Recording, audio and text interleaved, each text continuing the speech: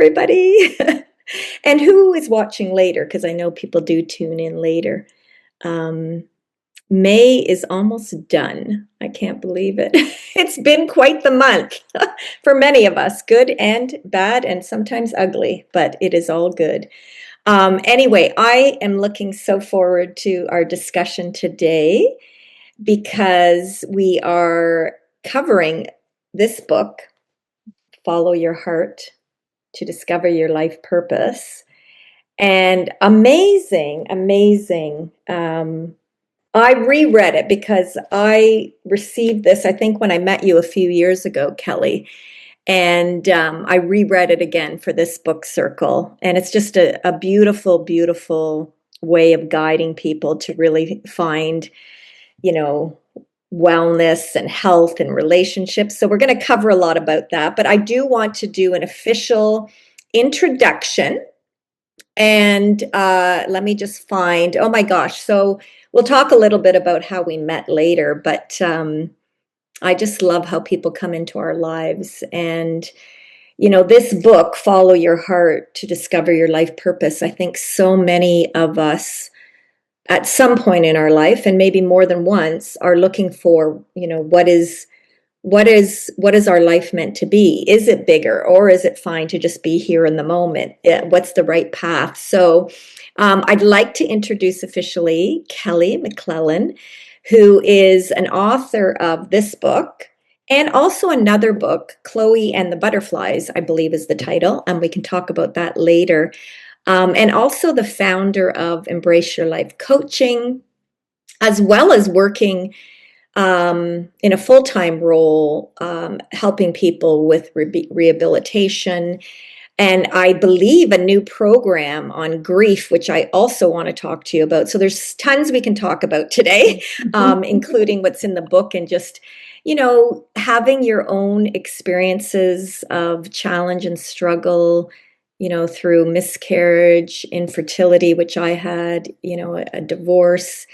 And there's so many things we can get to life and think, oh my gosh, this is just awful. How is it possibly going to get better? But with your story and just finding freedom and following your heart and your intuition, brought you to creating this guide. And there's so many beautiful resources in it.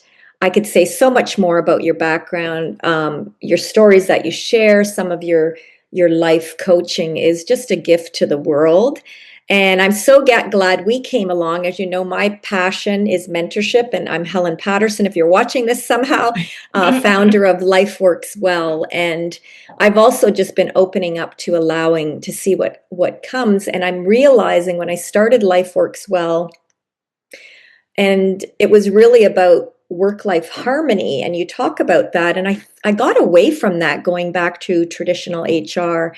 I'm finding my way back to Life Works Well When You Do, and well-being, and mentorship is a huge part of that. And we met through a startup woman program, and Kelly, it was a great example of 1 million mentor moments, where you could just hop on and ask one question of someone for a short period, or have more than one meeting. And I thought, wasn't that amazing? And so we've continued to keep in touch and supported each other and stayed friends. And I'm sure we will have much more to share in the future. So thank you for being here. I look forward to exploring this with you. And so I always start off with the authors that have come on, and I just have loved doing this because there's so many beautiful books to read in the world. And so to have a space and actually pick the time once a month.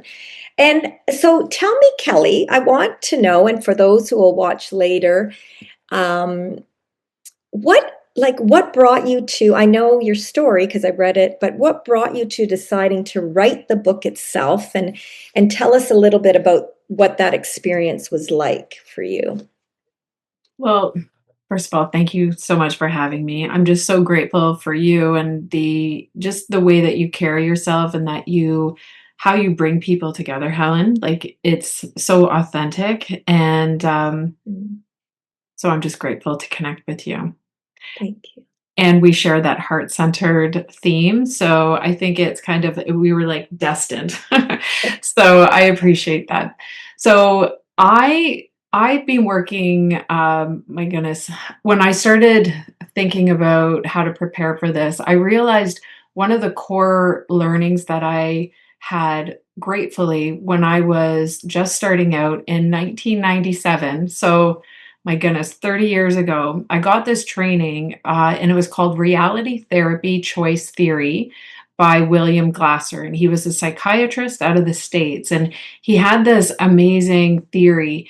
And for whatever reason, when I was learning it, it just clicked. Everything just kind of came together. And what the focus was your quality world. Everybody has a vision in their mind of how they want their life to be.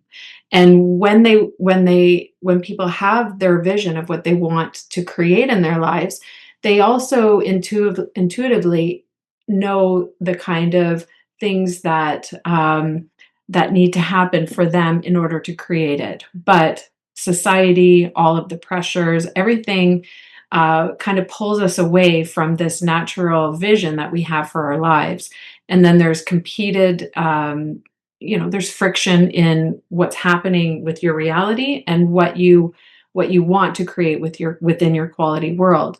So ironically, my mom has always talked with me about visualization, and she was a very big Wayne Dyer, and that whole Shakti Gawain, which was another. She kept sending me books, and so I've been exposed to like spirituality for a really long time and learning about different philosophies about self-actualization. I think I grew up with it indirectly, right? And so when I the way that I process my emotions, and any kind of conflict or confusion, I write. I like to, go out by myself and I'll be in nature and I will write, and I'll take pictures and whatever. And so I think when I was facing, how the picture that I thought I wanted my family at this point. Well, I'll back it up. I needed to graduate at this time. I needed to work for this company. I needed to have a house and get married at this age. And then when I was 29 and it was like, it's not happening, right? And I was getting frustrated and everybody around me, and I worked in a young female dominated office, and either like everybody was either pregnant or they were married, and had a family, and then the one was a grandmother, and everybody was talking about their families, and it was so isolating. And for someone who was very like achievement oriented, I I found that to be devastating. Spiritually, psychologically, it was devastating.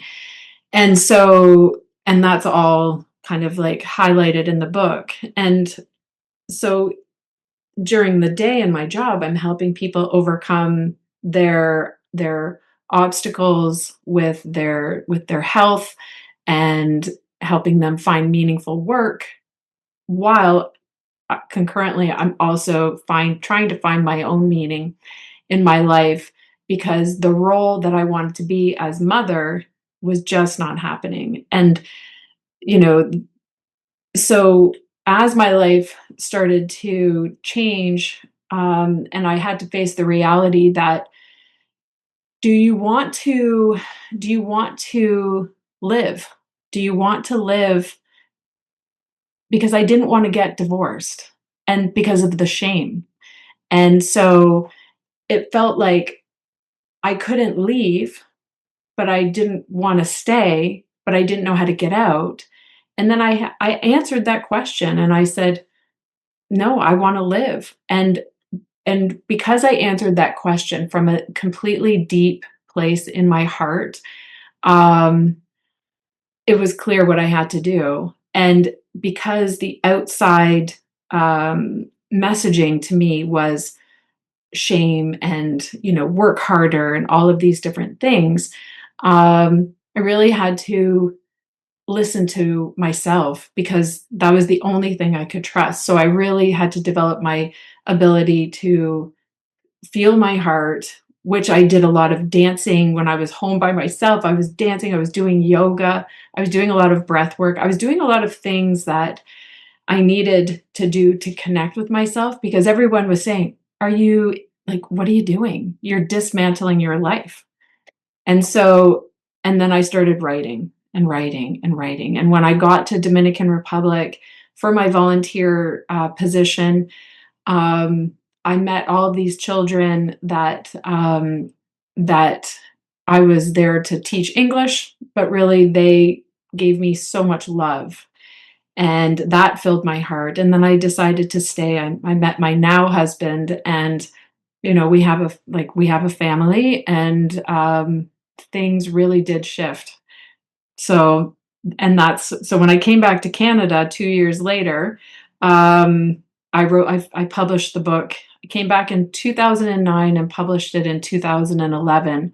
And then I did a series of workshops and community programming for small business women, for youth, who were, yeah, for youth, lots of different youth programs to teach people about mindset and goal setting and that quality world, right? And then it's ironic that, The Secret came out, that book, in 2007, right when this was all happening, and they spoke about vision boarding, right? And so I had created a vision board because I already knew about the quality world, and I it was so helpful for me to have um, a method to take my quality world, put it on paper, and then teach other people about it and how it works.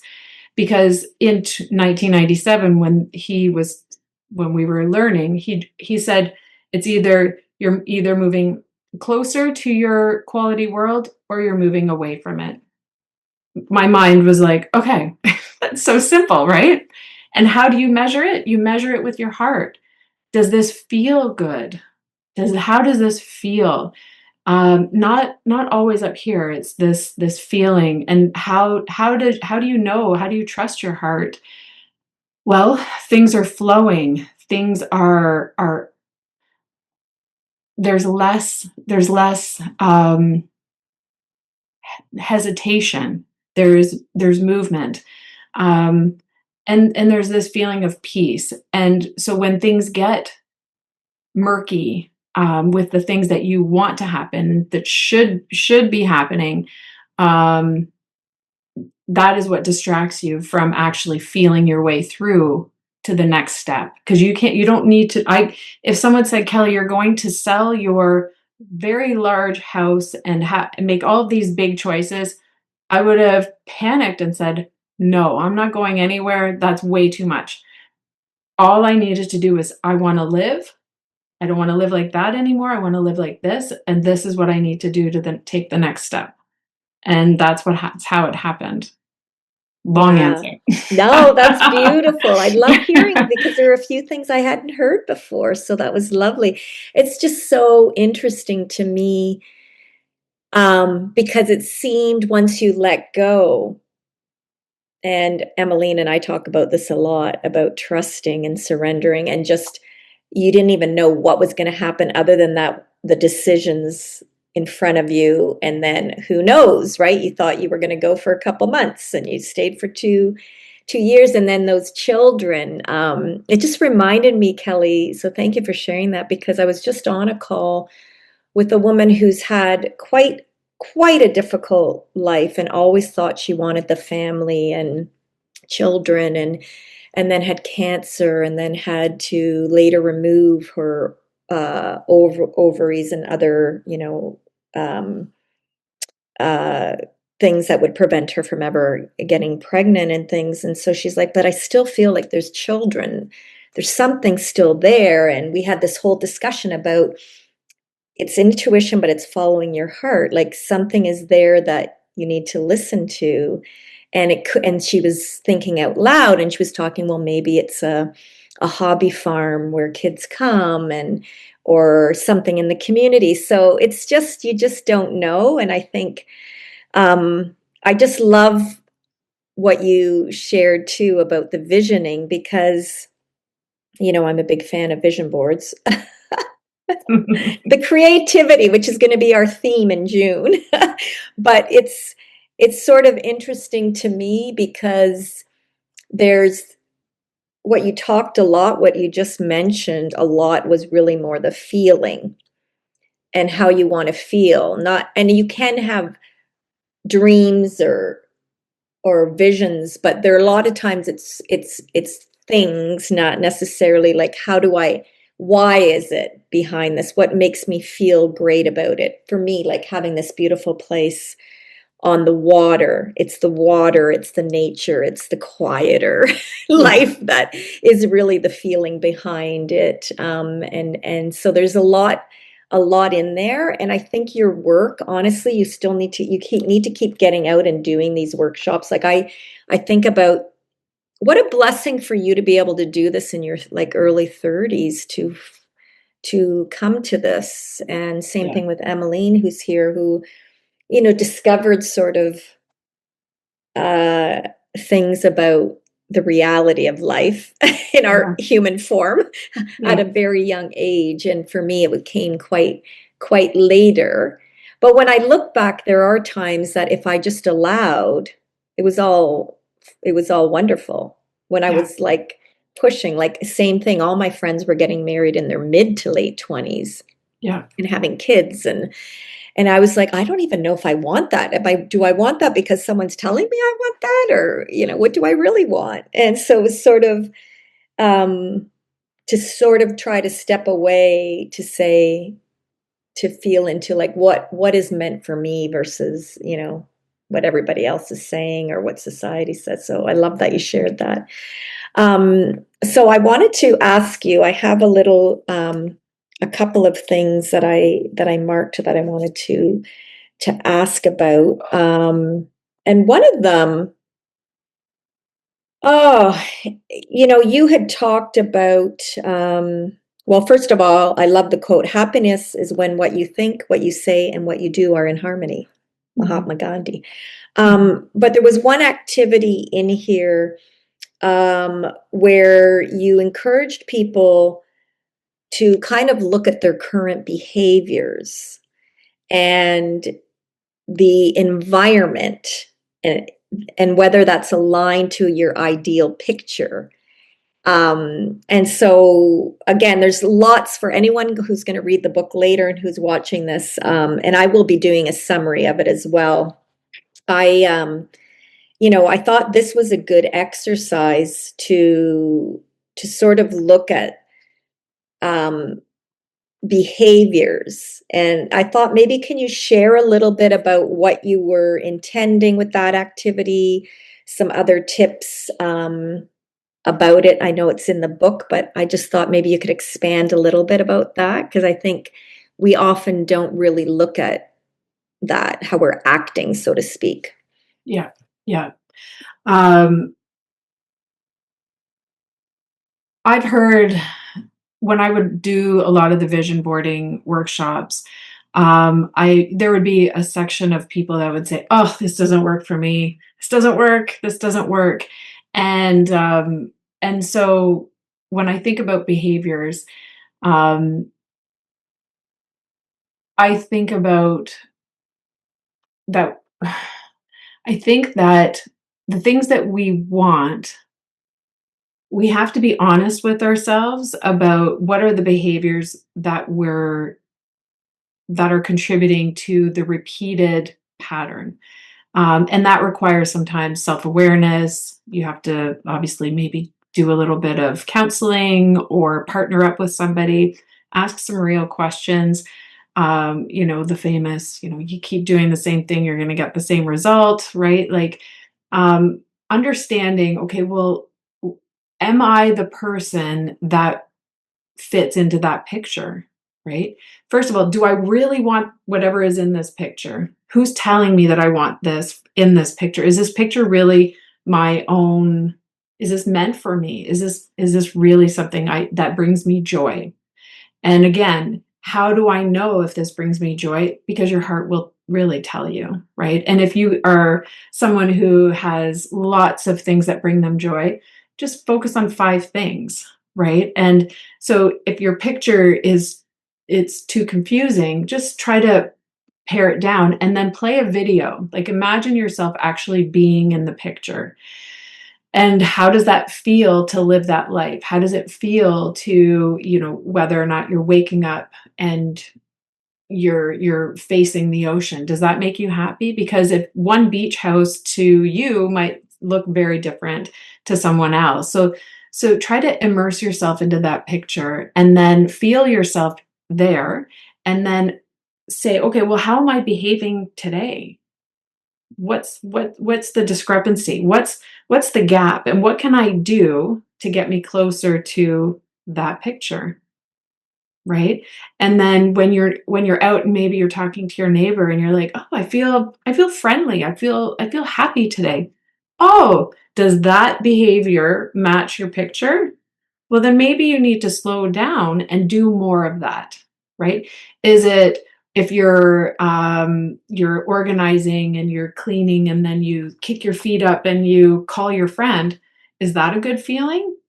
Okay, well then don't spend so much time doing this, do more of that because that will get you closer to your picture. So behavior, again, it starts with being real, doing a little exploration, being committed.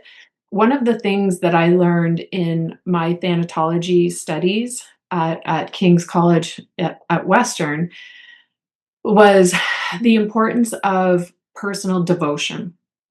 And again, this blew my mind because when I was processing the loss of Chloe, my dog that I had for 16 years, who I took all of my maternal hoping, my dreaming, and my energy, and I babied her. I loved her. She was like a child in a way, and I was processing all of this, and I'm studying thanatology, the study of death and dying, and I came across this study that talked about children who have a clear understanding about how they fit into the universe are more they have that is a more of a protective factor for coping than even social connections.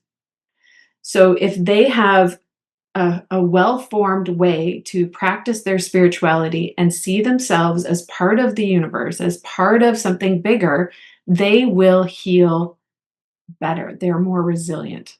Again, I was like, wow, wow. So now I have to write this book. Now I'm going to share Chloe and the butterflies because if I can teach families to talk about the difficult things like death, dying, change, illness, then because people tend to avoid those things, but if children know what are like the studies show children know what's going on, and then it confuses them often because no one's talking about it. They can feel it. They can feel something's happening. But if you talk with them in age appropriate ways and begin the conversation as a family, then then they will be able to have some language. They'll be able to start to learn ways to process their grief and process their understanding of life because it's woven together, right? And life and death and all of this in between, embracing change and and and being graceful through the transition is these are behaviors that we can actually engage in to get you closer to that vision. Helen, you had said about your friend that you were just talking to about how she wanted to maybe go to like have a farm and have children there. What shifted for me was I realized, and I'm going to use the word God, but God led. I'm like, I woke. I was like, what am I doing here? I'm in Dominican Republic. I'm Canadian. I'm very like practical. My sister was the one that loved to travel. I was just, and here I was traveling, doing these adventurous things. I'm like, God, why? Like, why did you lead me here? And in Dominican, that's where the first cathedral was for North America. And so my my partner, my boyfriend at the time, we would go on Sunday mornings and sit in church. And I had this epiphany, and I had said, "Oh, I get it, God. You brought me here because these children, I'm meant to mother all of these children. So it's not just one, it was all of them." I'm like, I get it. I get it. And when I open my story, open my quality world to have a different kind of a definition or a different vision, then I was able to settle into that and be like, okay. And then, and I'm not exaggerating, the next day I found out I was pregnant. And, that might not be the outcome for everybody who had infertility issues or fertility issues. Um, but it was mine. It was my story. And, I think that really opened me up to always remembering that you don't always know. You don't know everything. You have to keep an open heart. You're not always in control, but doing your best to behave according to your quality world, your vision, having the best vision for your life, and then sometimes even just pushing it out even a little bit further to, because again, we only know what we know. But if we learn more and are dedicated to expanding that vision, then we will be able to even dream bigger and hold bigger things, or more pure things, or more authentic things, because you continue to behave according to that vision. Woo! Wow. I just almost want to cry. It's so beautiful. It's like, I mean, and it's so, going back and thinking about just things that happen to people, and they think it's happening to them, that whole saying about it's not happening to you, it's for you, and no one can understand it at the time. But really the letting go of the path we don't know that, and why things.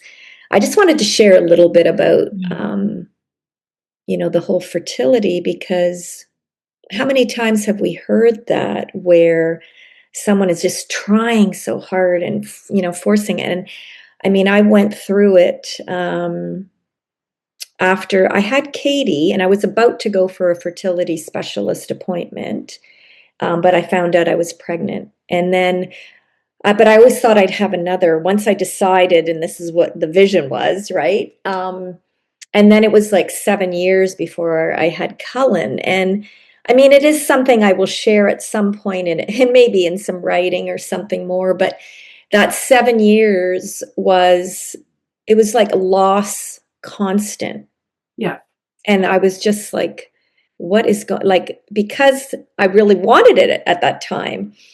And, I had to go through fertility treatments. I had so many things like in vitro and insemination. And then we even tried donor. And it was just like one disappointment. And I had no idea how much I was grieving through all of that. And and then we went on the adoption route.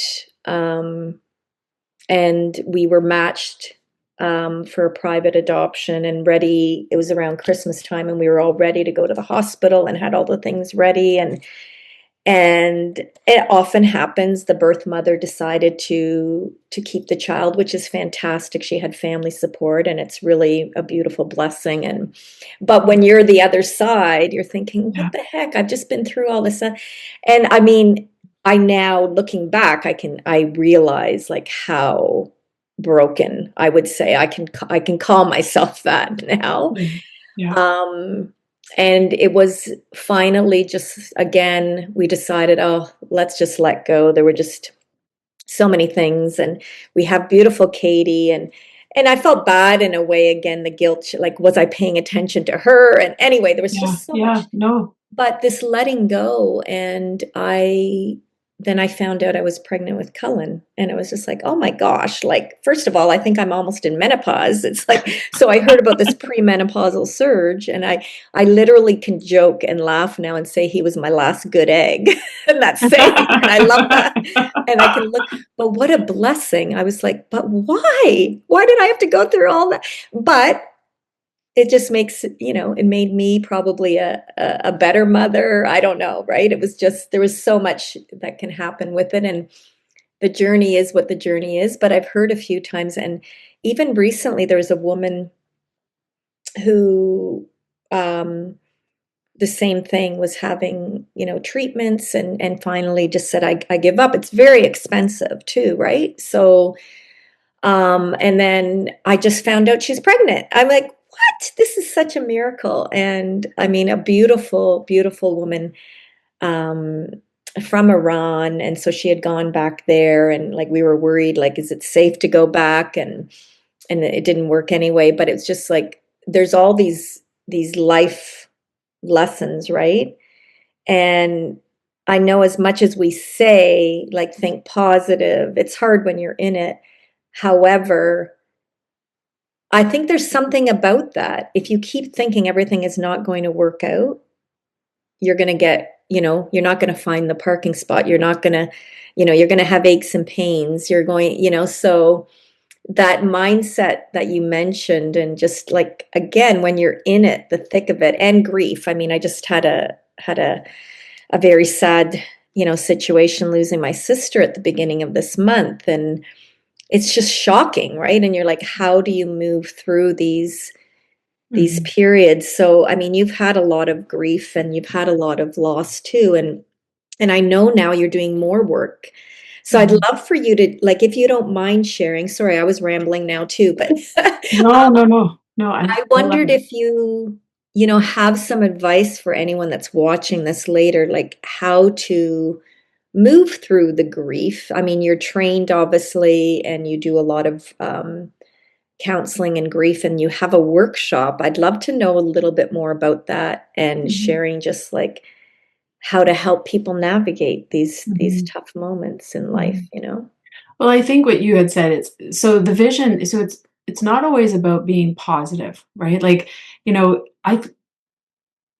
I'm yeah, positive is, like, bubbly. I don't know, maybe other people have their own definitions of being positive, but and, like, that false toxic positivity, like, just be real, like, just be real. I think the blessing of having these kinds of, life-changing experiences early, uh, is understanding that you're not always in control, and just, adjusting and adapting, and, being open. So, I think to navigate when you're in it, um, it's gonna be unique for every person, depending on how much support they have, how well they communicate their needs, who's surrounding them, just their resources, whether their work, like, there's a myriad of things that contribute to, a person's experience of grief, um,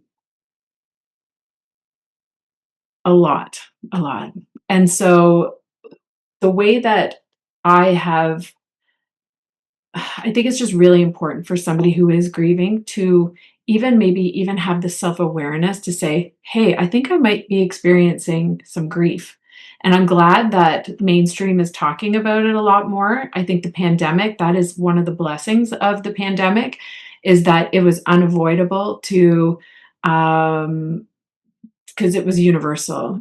People were, whether or not, all the different spectrums of, people's perspective, what happened during the pandemic, people did die because they were sick. And so that's a fact. And people were isolated from other people. And this is proven in the news. It's like it's real. And so people were isolated in their grief, and they weren't able to have ceremonies, and even the funeral practices have changed. And, it's very, very difficult. But again, people are researching now what happened, how people process grief. People are talking about it. For me, I wanted people who are at work to have more support around them at work, because the bereavement policies are such that it's very limited, and people still have a very it's a taboo kind of topic. No one wants to talk about grief. No one wants to talk about death. No one wants to think about it, but it happens all the time. And we're not prepared for it as people, humans, individuals, but we're humans that go to work. So if something happens and my supervisor or the company's policies don't reflect any kind of compassion and humanity, then there's a massive gap, and you're forced to be toxically positive. Say, oh, everything's fine, right?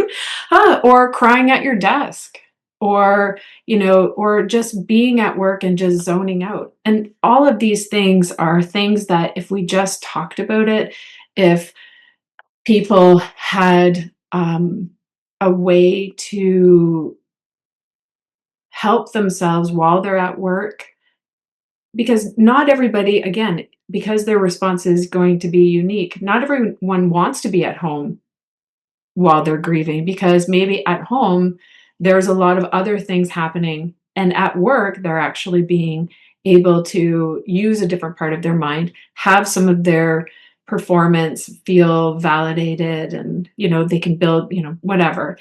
But it's engaging the workplace and the employee in some kind of discussion about what is best for them. And there is research, again, that talks about the evidence that benefits organizations when they have policies. There's higher engagement, there's more loyalty, and there is a healing aspect as well. So that's the work that I've been doing now with Pacific Coast University, and I'm really grateful to them to work with me on putting that into their programming. So I think that is so fantastic. It's so needed. And I mean, when I was back at the bank in human resources, and I remember one of the interns took it upon himself because someone had passed, and it was how do you support, um, it might have been a colleague in that case.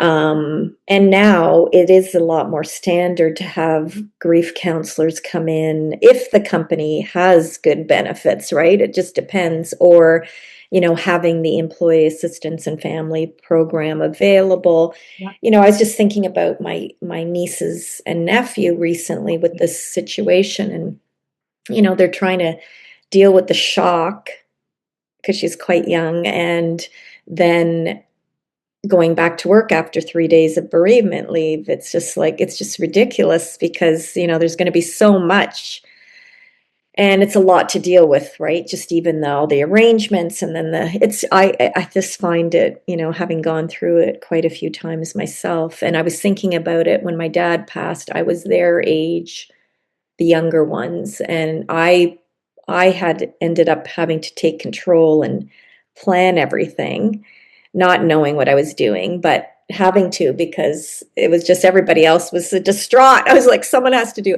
But then again, the strong one, the one that takes control, it's like it hits you like weeks later, and you're like, oh my gosh, what just happened?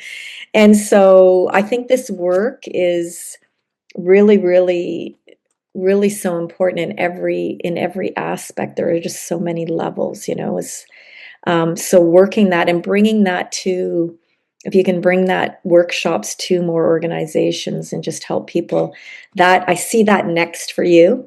I was thinking maybe that would be a good collaboration or partnership. Something's coming up for me on that, having Yeah. again just dealt with it again recently. It's Yeah. yeah, it's not, Yeah. and I don't know, like, you can't be expected to just pretend like, "Oh, I'm just gonna go back to every day." It's like, No, that's not you like know? that. Yeah. It's Yeah. not good for you either, right? It's, Yeah. you have to, again, feel what you're feeling and move through, and Yeah. it'll be up and down, and that is Well, life. And what I've yeah. learned working with Emmeline and having her as part of my life is deepening my, just being present in whatever it Mhm. is right now. What is it? And it's that's the way it is. That's all we have, right? So Yeah. and sometimes it's better than others, right? Yeah. I did want to give Emmeline an opportunity to ask any questions if she wanted to as well. Thank you for being here today. Yeah, thank you.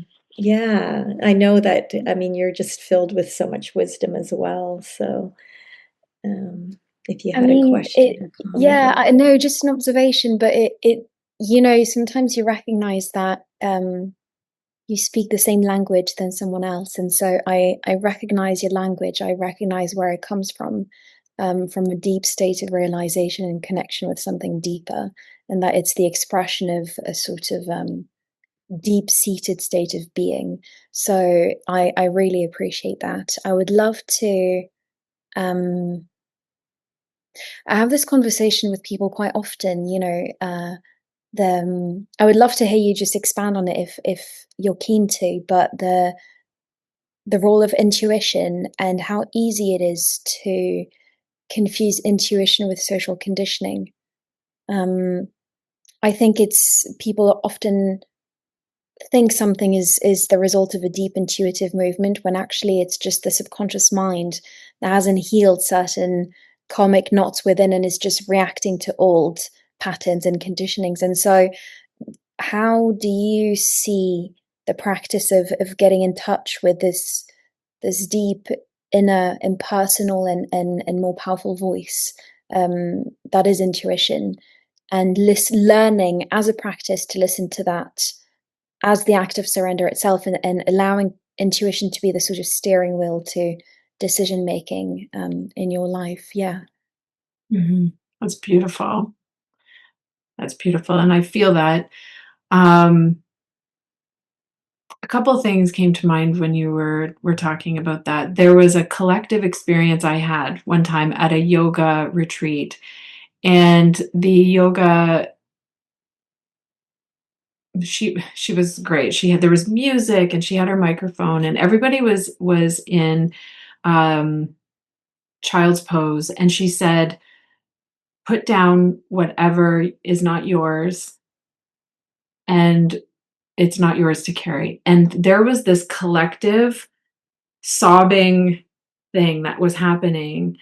Um, and I think that when your body responds to either a message, or when you're in nature and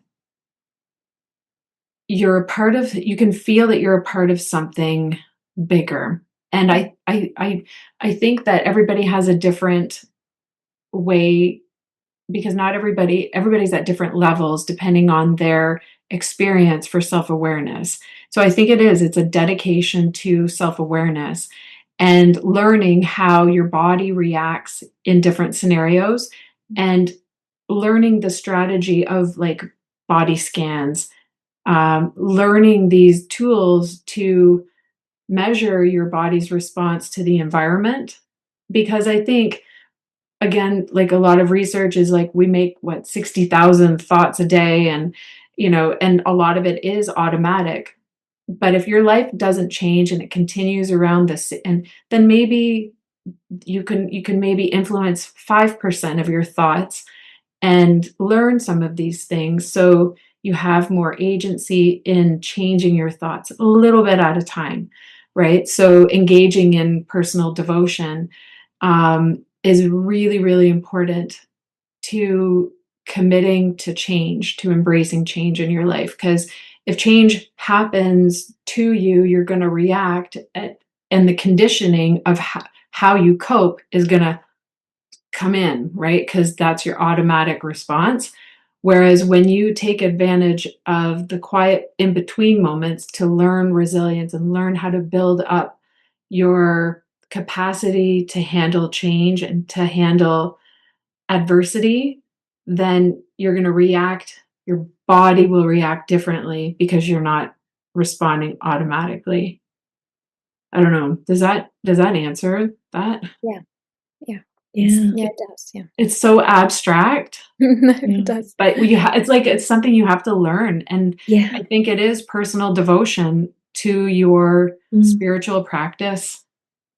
I love that. Oh my gosh. And it's so interesting because I was on I still hop on these freebie things sometimes for HR because it was Yeah. Brene Brown. I wanted to be there. So, and it was sort of funny because some people in the comments were saying this is kind of ambiguous and vague. But the one thing that stuck with me the most was the future skill that's required is nervous system regulation. And I thought, oh, Mhm. okay. So the somatics you talked about, like being aware that you are in that, what state you are in, right? Just Yeah. energetically and physically. And I thought, okay, it's a little deeper than that, of course. So I think, but as a starting point, even, I don't believe the majority of us humans in our form are aware that we have this dysregulated nervous system. I wasn't aware till I started doing work a decade ago, Mm. and getting out of my analytical brain and feeling more and understanding and getting into the body scans and the body and all the somatics to help you regulate and the breathing. I can do that now. I can, if I'm in a traffic jam or if I'm in a car, like nothing bothers me as much anymore. So like, okay, we're going a bit slower right now. So I'm just going to put some music on or listen to a book or breathe while I'm even driving. And I think, but I can see it and feel it a little bit more Yeah. with others and feel that exchange. And so when she said that, I thought, wow, um, is is our organizations ready for that? Because we know the structures and the systems are just the way they are. I think I'm seeing it more, but I'm in those communities. I'm in those worlds of being and sitting Yeah.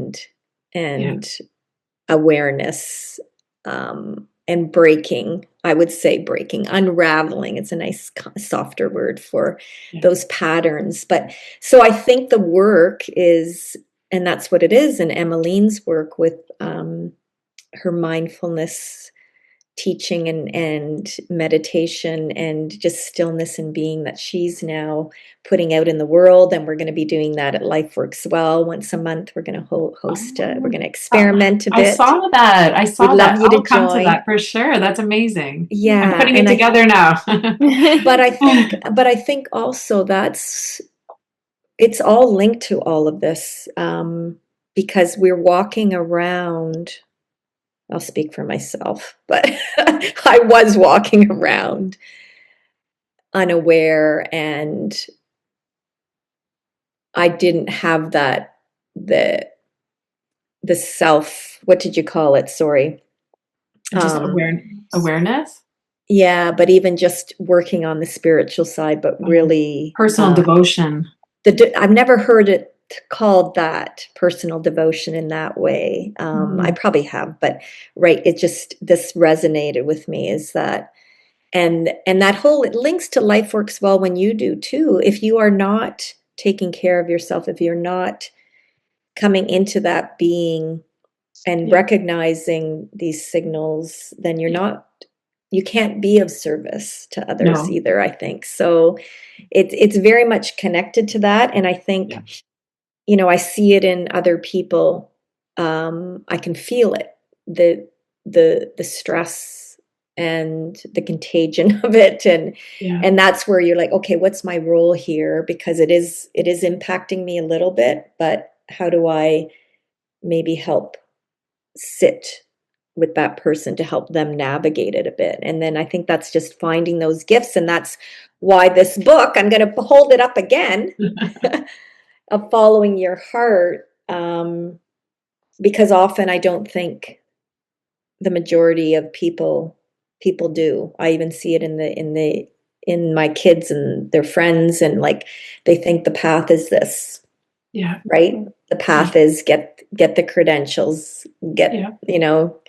Yeah. get the house, get the this. And I'm like, no. I keep saying to Katie and her boyfriend, go take a year traveling. Tim's like, don't tell them that. And I'm like, live Yeah. adventure.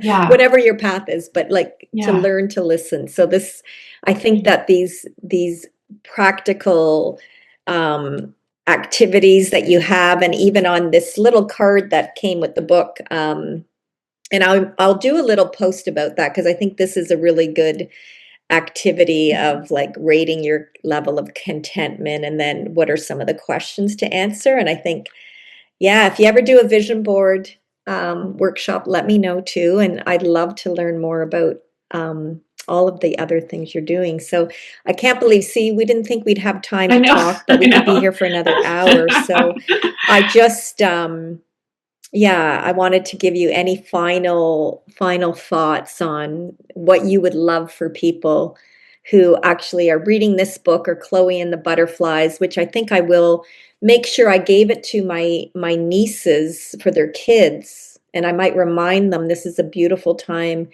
to read that book again, given what they're going through. Like they're just distraught with losing, as a parent, losing their mother as well, but then having children, and how do they help the grandchildren get through, you know? Yeah. So, Yeah. Um, yeah. Right. Yeah. It's a lot of work to do around it for sure. But I think through education, and again, like the way that you bring people together, and you talk about things like this, Helen, and you highlight Emmeline's, her gifts and the things that, I'm sharing with mine, like that. There's not, like, it's really special. It's really special what you're doing. But to answer your question, I think what I have learned a lot is there's two things. And I think it might be on that little card about loving kindness. Really practicing it. I taught my daughter it. That was a part of our prayer, our bedtime practice every single night when she was a baby. I taught her loving kindness, the meditation, and now that she's a teenager and she knows everything, and she's like, I'll say, okay, honey, why don't you just think about loving kindness? And she would roll her eyes, but I can feel her energy go down. She's Mm. grounded. And beautiful. I think that's one of the biggest things is teaching what you know, what works, but also self-compassion. Um, One of the things maybe that I'll just close with is I learned this practice where you put your hand on your cheek, and you imagine someone who's very loving talking to you, and you use a beautiful thing, an endearing phrase like, "Oh sweetheart, oh sweetheart, of course you would feel that way. Of course you would be upset because this, that, and this is happening." And then you can just imagine that person glowing and looking at you and loving you, and you can feel it. And then it validates it, it shifts, and I can feel it right now moving through my I know. legs. And these are hard emotions oftentimes, but really learning how to I guess you're right, it's like working with your nervous system, and being compassionate toward yourself and to others, because life can be hard, and the duality, and it can be joyful. Yeah. And love. And you know what? What a beautiful way. Maybe Emmeline would actually just end on this note with a loving kindness meditation. We've talked about this before. I have it right here too. Would you mind? And then we could just wrap up that way? Perfect. Oh, No, of course not. thank you, Kelly, so much. Oh, Thank you. this has been just beautiful. I'm teary-eyed the whole time, just but it's the feeling of this, and that more people are like need both of you as well. Yeah. So thank you both. Okay, let's wrap up, Emmeline. Thank you. Beautiful. If you feel comfortable to close your eyes and simply allowing yourself to land in the present moment, which also means to land in the experience of being in the body, wherever you're sitting, whichever room you're in. right now. We've spoken and thought and contemplated, and just decide to put that all aside and simply investigate the experience of being with a capital B in the moment in this body. And one of the most miraculous gifts we have to do so is to remember breath. Breath as the gateway to presence. Breath as the direct expression of life. You're always breathing, whether you've forgotten about it or not. So come in contact with the inherent quality of your breath, its natural rhythm and pace, without wanting to change it. Accepting its unique shape.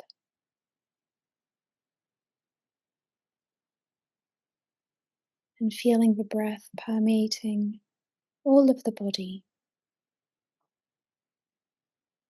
infusing life and vitality into this very moment.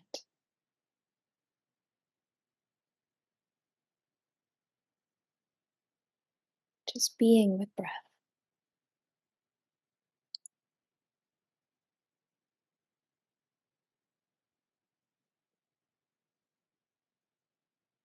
And I'd now like to invite you to place your attention gently and softly on the heart area,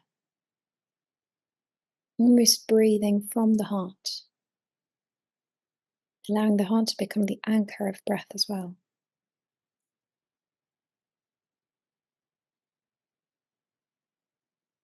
And in this heart shines a light, one that cannot be tamed, cannot be touched, cannot be altered. A light that cannot die because it was never born.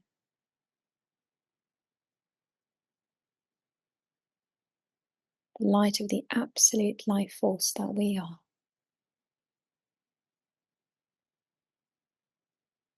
And through the movement of breath,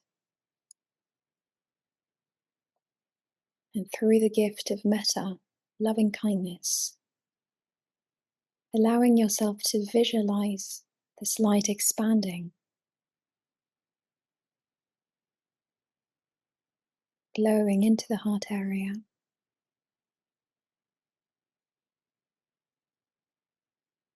shining its light in the whole of the body itself.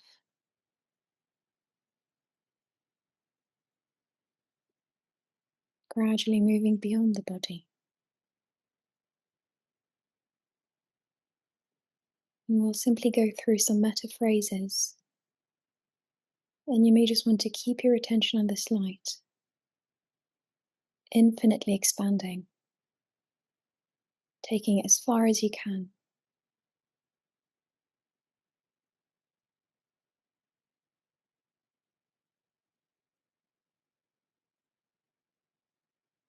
May I be safe, present, peaceful enough to recognize the light that I am. May I be safe, present,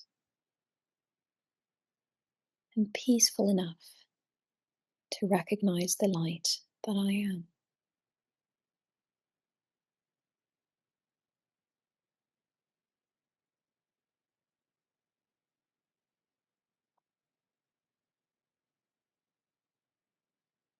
May we all feel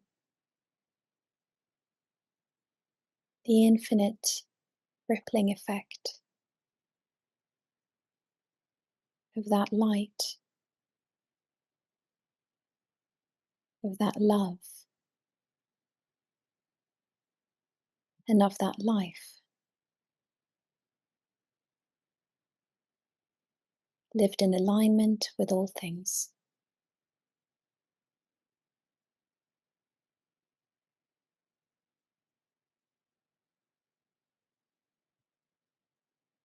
May we all feel the rippling effects of that light, of that love,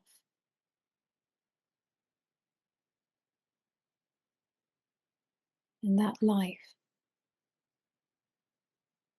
lived in alignment with all things.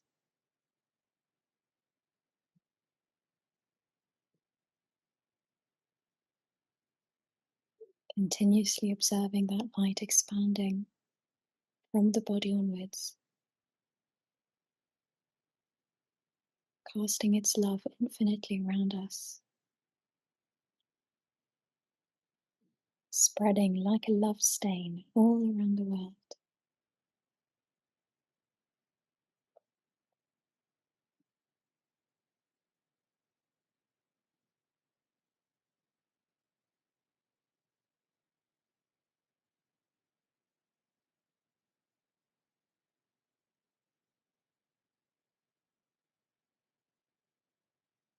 May this world be blessed, bathed in that light, and born again in love.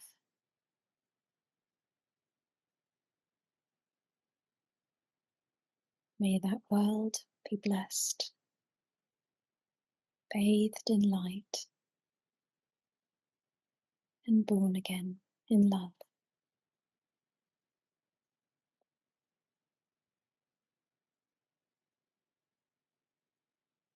Maintaining the attention and breath in the heart area, and gently and in your own time starting to introduce movement in the body, gently stretching, and when it feels right, gently opening the eyes again.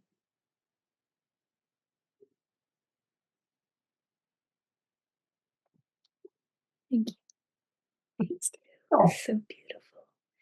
That was just what I needed today. So I will wish you all a beautiful day, and we'll chat soon. Oh my gosh. Wonderful. Thank you so much. Thank you, Emily.